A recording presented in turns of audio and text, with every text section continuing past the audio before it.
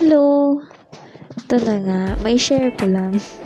Meron akong ka-workmate, papagawa siya ng blazer. Tapos kanya yung fabric. Tapos ito yung papakopyahan niya ng sizes niya.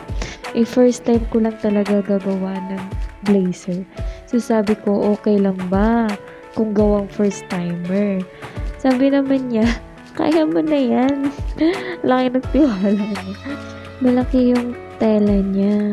Sabi ko, surprise ko kaya siya. Gawa ako ng skirt. Hindi niya alam. Tapos, ito na yung finished product. Tada! Pwede naman. Pwede naman sa first timer. Tapos, ayan yung skirt. Nagyan ko ng arte. Tapos, ginawa kong garterize yung likod niyan. Para kung kumain na mabusog, di maipit. Tapos, yan, hindi masyado kaiksian yan. Hanggang medyo above the knee lang siya. Tada! So, yun lang. Bye!